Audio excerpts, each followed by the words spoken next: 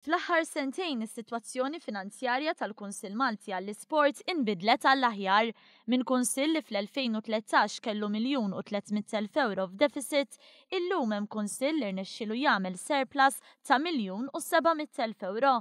Fi kliem iċ-Chairman tal-Kunsill Luciano Busuttil, dawn il-flus issa se jintużaw biex isiru proġetti ta' fida għal qasam sportiv. Aħna b'dawn il-flus issa se jfisser li ħan investuhom fi proġetti, speċjalment fil-pixxina nazzjonali, wara li għamilna investiment ta' €800,000 ħabba l-istruttura kienet waħda perikoluża li setgħu weġġaw jew anke mietu n-nies fil-pixxina, ħan irranġawha b'mod kompletament, speċjalment fejn jidħlu anke il-tiling tal-madum u il-qiegħ tal-pixxini, ħan nagħmlu refurbishment totali, anke il-mod kif insaħħnu iż-żewġ pixxini, ġibna fondi miljoni Ewropea. Dak tal-pixxina mhuwiex proġett iżolat u fil-jiem li ġejjin mistennija jitħabbru aktar dettalji.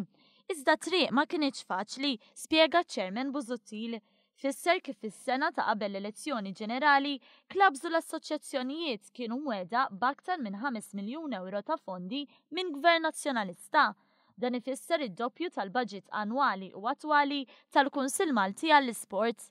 Kien hemm sitwazzjoni fejn kienu jsiru ħafna ħlasijiet, ħafna commitments, speċjalment qed nista' ngħidlek li għadna nħallsu commitments tal-2012 għadhom jiġu l-kontijiet ta' dak iż-żmien, illi ma kinux maħsuba għalihom għax inti faċli tagħmel il-proġetti, faċli tgħid li ħadd tagħmel l-affarijiet imma trid ikollok il-flus għalihom mhux imbagħad iħallsu ta' warek. Biss ngħidlek illi fil-Kunsill Malti għall-Isport l-2011 kien hemm il-bank aktar minn €4 miljun illi dawn telqu.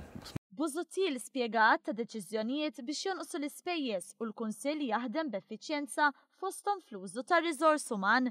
Fakkar kif inizjattivi bħal Summer on the Move li fihom jipparteċipaw il-mijiet ukoll kienu jsiru bit-telf. Sitwazzjoni li llum inbidlet ukoll sabiex il-Kunsill Malti għall-Isport reġa' qabad it-triq it-tajba.